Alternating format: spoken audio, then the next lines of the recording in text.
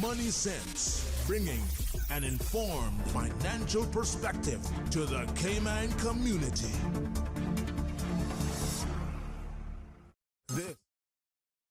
A very good morning and warm welcome to Money Sense. I'm Simon Cordery and I have the distinct pleasure of having Amy Hubble and Nancy Wright joining me in the studio this morning. Good morning to you both. Morning. Howdy, howdy. Well, howdy. Okay, right, let's start with that. It seems too early in the morning for me for such enthusiasm. I joke. This morning, one of the purposes of the show is we're going to be discussing the upcoming investment forum that's taking place in the Cayman Islands. That's taking place next Thursday. Nancy and Amy are two of the key protagonists in terms of organising that. And we want to give you a preview of what that forum is going to be about, some of the speakers. We're also hopeful that we're going to have on the line one of our presenters. That's a Dr. Neil Bangerter, who is a professor from Imperial College London. He's actually going to be over on Island with us next week, and we're hopeful that he'll be able to dial into this show in a few minutes' time, and we can preview the presentation that he's going to be giving. So his presentation is going to be on artificial intelligence and what that might mean for the future of humanity. So early morning conversation as to whether we might be ending up in a dystopian society seems about perfect for the tone of this show, Amy. I think so too. And you were just talking about some of the difficulties we're seeing in the global politics already. So you're suggesting perhaps replace politicians by artificial intelligence as a solution? It couldn't hurt. It couldn't hurt. There we go. Okay, so we're a couple of minutes away from getting Neil on the line, I think. What I think we might start off with then is turn straight to Nancy and say, look, we have a show. We have a show today. In a week's time, almost exactly 24 hours times 7 days, whatever that is, we have the Cayman Investment Forum. Tell us what that is. And this is the 8th year, sort of consecutive, right? Well, best if it's consecutive. So the best thing is we didn't get 1 year to plan this. We got 2, thanks COVID. So if everything goes according to plan, it means it might be the best one yet. I am incredibly excited about the theme. So as Simon mentioned, it's artificial intelligence, it's robotics, it's machine learning. How is this going to affect investing? How will it affect medical fields? What is it going to do to geopolitics? And can it help with the politicians at all? Maybe. Amy's already thrown down the marker for that one. I'm saying it can't hurt. Well, we have 4 absolutely phenomenal world-class speakers lined up. Headlining, we have Anne-Marie Imafidon. Child prodigy, was the youngest person to ever graduate. I can't even remember what qualification it was, but she finished high school very early. She did everything very early, and she is a massive advocate for especially girls getting into the fields of science, technology, maths, engineering. This is a massive passion project of CFA Society as well. So it's incredibly amazing to be able to welcome her. We have Howard Linson, financial extraordinaire, very prolific blogger. He likes to tweet a lot. He's got some amazing and rather amusing insights that he'll be bringing for us. Neil Bertanger is in the medical field. I mean, I think this is an area that I can't wait to hear the presentation on, and hopefully he can join us this morning. When you think of the opportunities that artificial intelligence can offer in terms of developments within the medical field and how that could actually shape and change humanity going forward, that's big. That's incredibly exciting. I could be changed. We hope. We live in perpetual, everlasting hope. Who did I miss out? Oh, and then we've got Mark Minovich, who is a very excitable consultant to UNESCO. He is an expert in the field, and he's going to be touching on the areas of geopolitics. What is artificial intelligence? What are the threats that it actually creates for economies? These are things that I actually don't contemplate while I'm trying to fall asleep at night. So hopefully he's going to enliven this up, give us some insights, maybe scare us a little, maybe comfort us a little, who knows. But it's all happening next Thursday. It is an incredible lineup. And of course, it's followed by networking, drinks and socials, which we all need and love. And it should be a good day out of the sun. Absolutely. And to register for that, please just go to www.caymaninvestmentforum.com. I believe that we're going to keep registration open until Friday. And listeners of Money Sense can get a discount code using Money Sense, all one word, all caps, 10. Friday's tomorrow, isn't it? I believe so. So hurry. It's hack now. We think we might have Dr. Neil on the line right now, so we are going to cross fingers, toes, and all other extraneous body parts, and hopefully go live to Dr. Neil. Are we good with this, Susan? Can you hear me okay? We can hear you loud and clear, Neil. How are you? Good afternoon to you. You're coming to us live from... Are you in continental Europe or the UK today?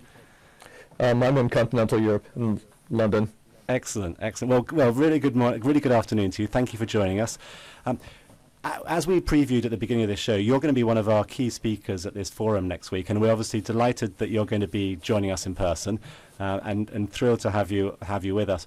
But the topic, or your area of research, if my research has been correct, is that you specialise in medical imaging, artificial intelligence, machine learning. So tell us a little bit about what your research what your research is, and what the presentation that you're thinking about talking with us about next week is going to entail. Thank you, Simon. Yeah, no, I'm super excited to come down to the Cayman Islands and be able to speak to you guys about this. It's an area I'm pretty passionate about, so I'm looking forward to the discussion. My research basically looks at how we can use artificial intelligence, a subfield of artificial intelligence called machine learning, to really improve healthcare. So how can we take, for example, medical images and have machines make diagnoses as opposed to expensive experts? How can we potentially use artificial intelligence to improve our ability to diagnose patients, to image patients, to see things that we couldn't see before? There's a lot of interesting kind of proofs of concept that have been shown in the media recently, and I'll be showcasing a few of those next week. But overall, I plan to give a kind of a layman's approach to how to think about artificial intelligence. What can it do? What can't it do? There's a lot of hype around it right now.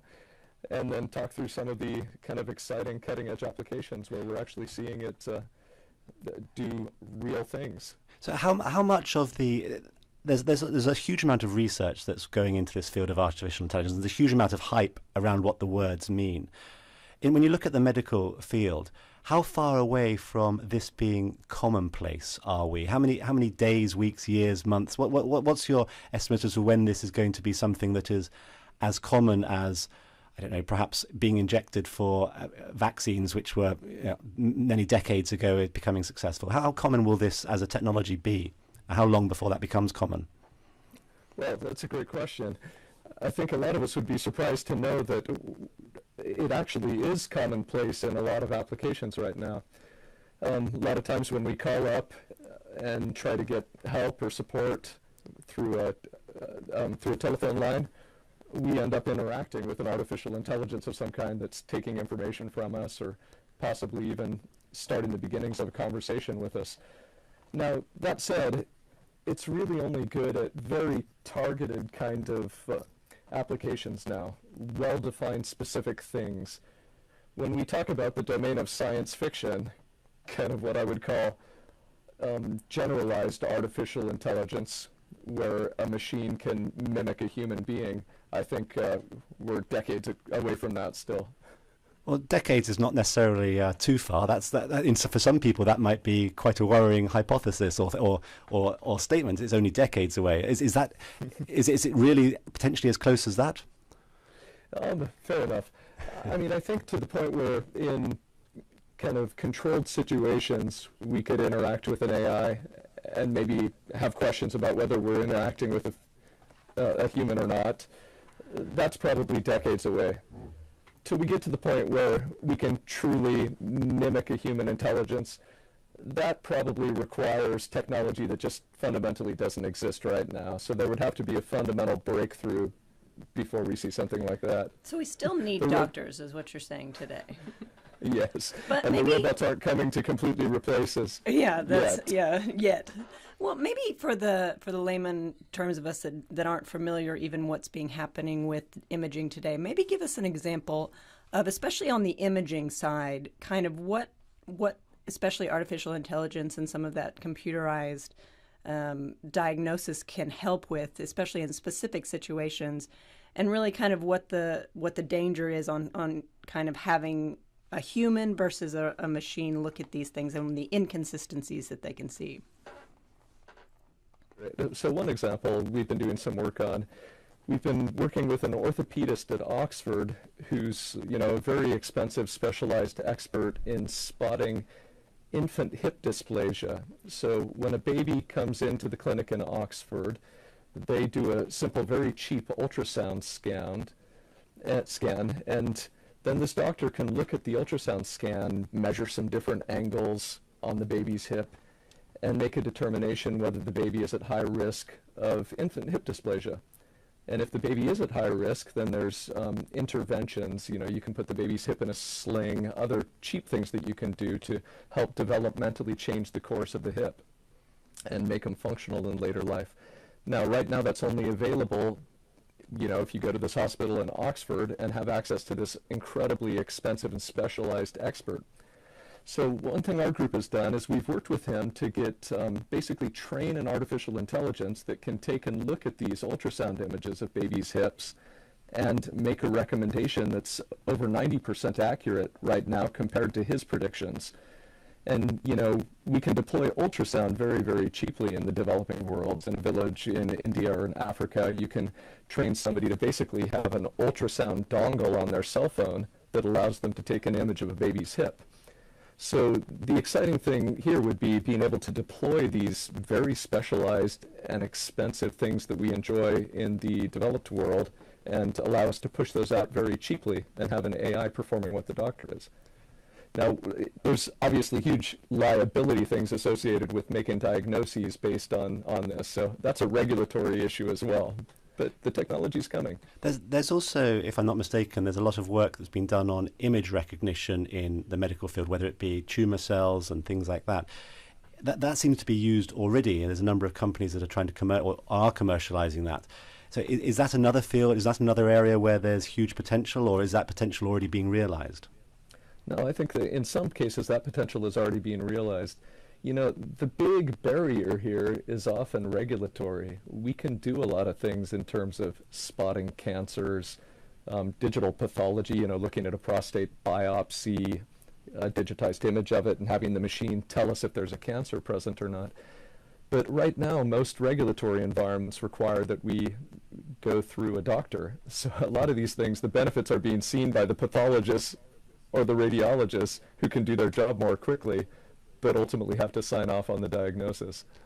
One thing that's, I guess, when you think about the medical field, one area, and I think doctors will admit this, that they don't understand terribly well, is the human brain. And so one question that sort of arises to me is, how do we develop an artificial intelligence process when we don't ourselves understand how our own human brains operate to any great degree of granularity? How do we actually combine those two different things? Yeah, that's a great question. And I think this also gets into the domain of some philosophy around artificial intelligence as well. But, one of the things we do understand is we understand how these neural networks that our brain is composed of help us learn. We develop neural pathways through these. So what we've done in artificial intelligence is essentially create computer software that mimics those neural structures. Now, the fascinating thing is we can train these neural networks in software and get them to do things that we can't really explain how they're doing. We can get them to learn, and we know this basic mechanism of developing neural pathways, or in this case, virtual neural pathways. But, how to explain exactly how the AI is arriving at a solution or solving a problem is still very difficult for us. So it's interesting. We develop these algorithms that mimic the human brain without completely understanding the mechanisms. And in some cases, explainability, why is it doing this or how is it doing this, isn't entirely there.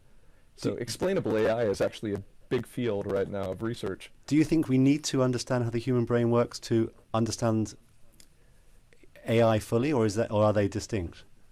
I think that it's a loaded question. Yeah, there's a lot there. AI is very, very good right now at specific, well-defined tasks.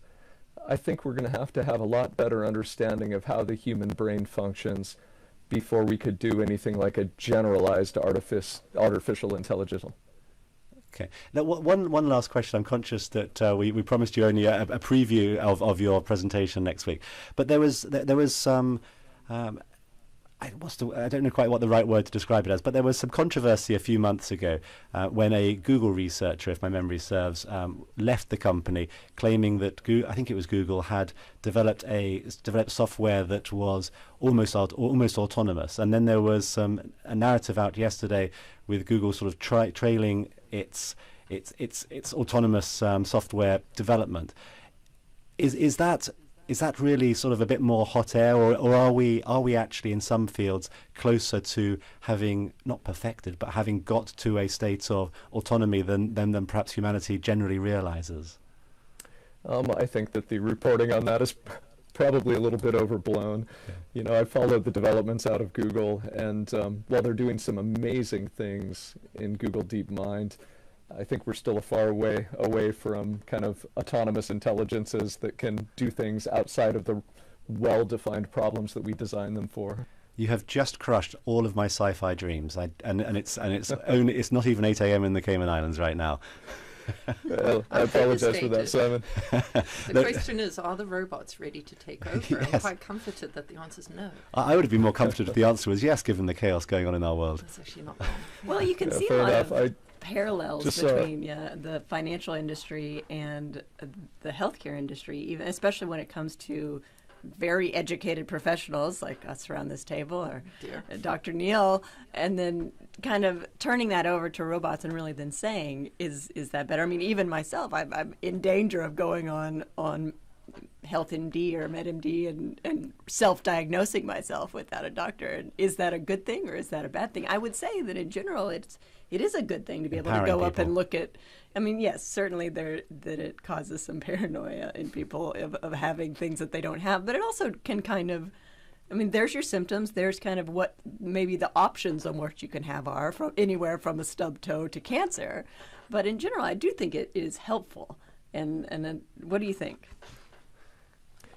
You know, I do think it's helpful. I think, you know, this is the whole promise of these kinds of tools, to democratize healthcare in some ways, to make it much more accessible than it is right now and cheap.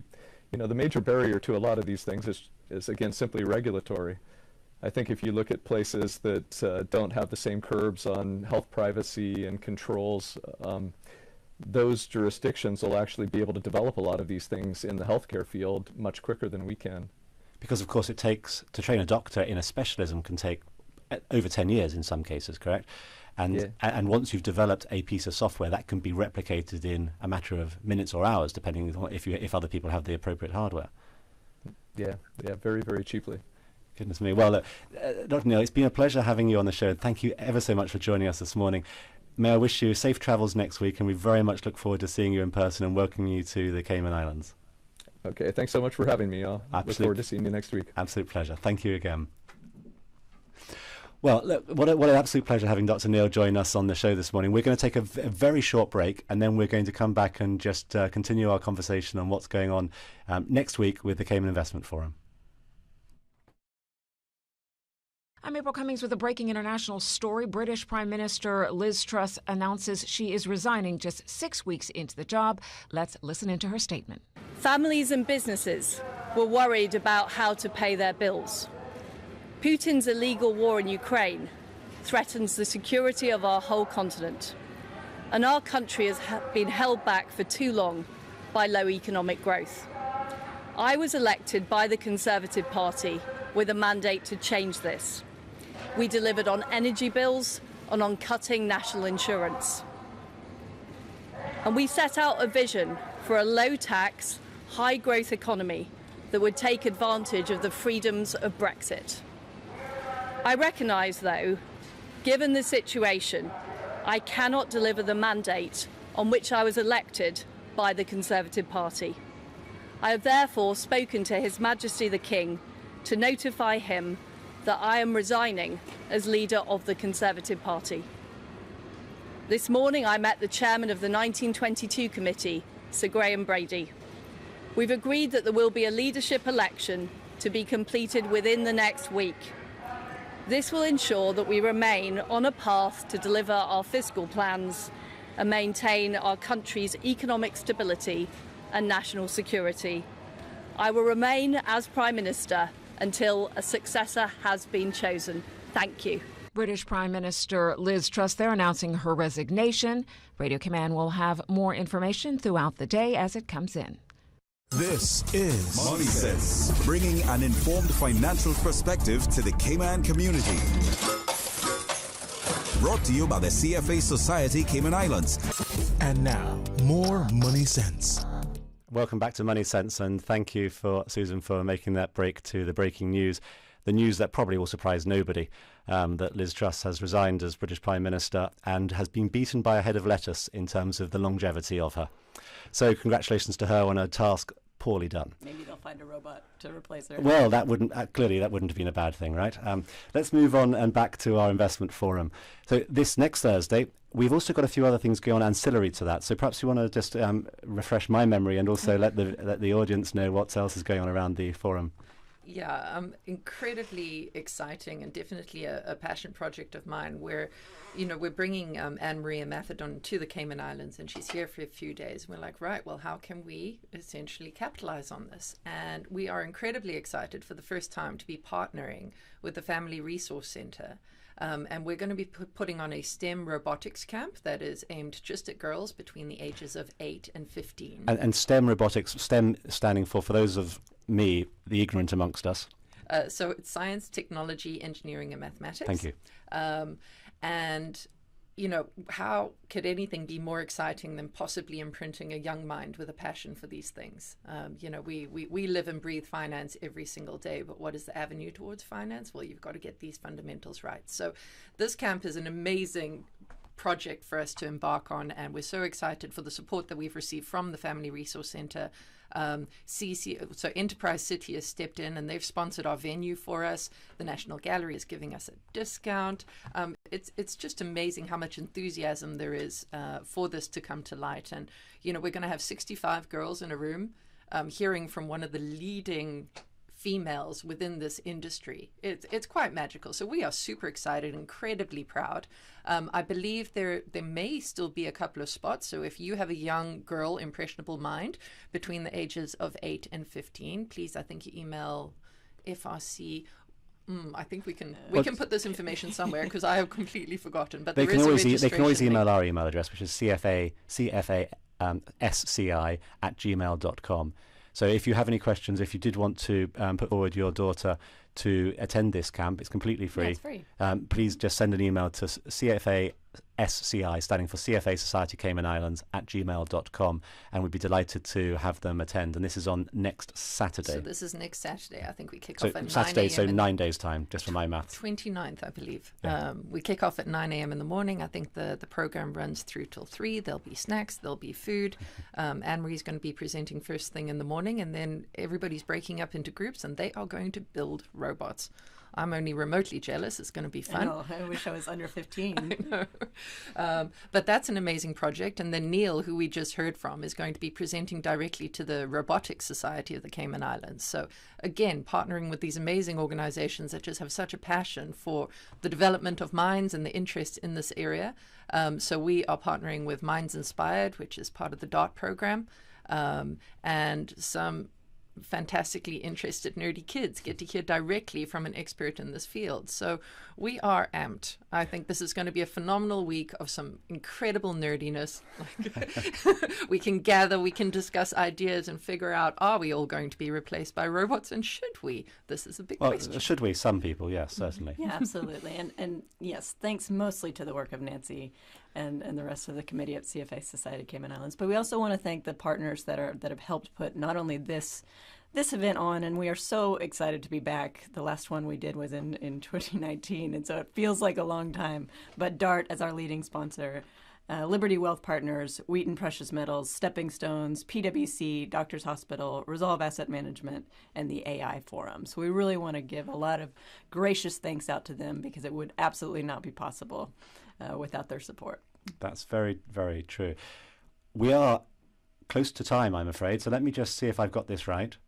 Next Thursday, The forum starts at 11:30 in the morning, starts with lunch, and then there are 4 international speakers, concludes with cocktails, all part of the package. If you register on our website with the code MoneySense10, there's a discount for you. The price is already reasonable. You get a discount with that code. It promises to be a fascinating 3/4 of a day with truly international and world-class speakers. And Simon will be emceeing that. There's always a downside. Let's not mention that part of it, yes.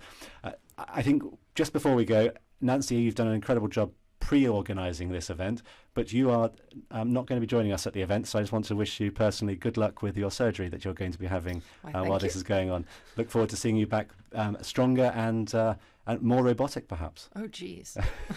I'm not going for enhancement, but one can hope. So I hope on my behalf everybody has a crazily amazing time. Yeah. It's terrible not going to your own party. Well, it will be a great event. So thank you once again for organising this, ladies, and thank you very much to our audience for joining us on Money Sense this morning. The show will be back as always in 2 weeks' time with more guests. We're looking to potentially have a couple of the speakers from the forum join us on recorded shows. So hopefully listen out for those, and we'll look forward to bringing those to you. Otherwise, please do think about joining us in person next Thursday at the Investment Forum, which is going to be at the Kimpton. With that, thank you very much. Goodbye, and please do tune in again in 2 weeks' time.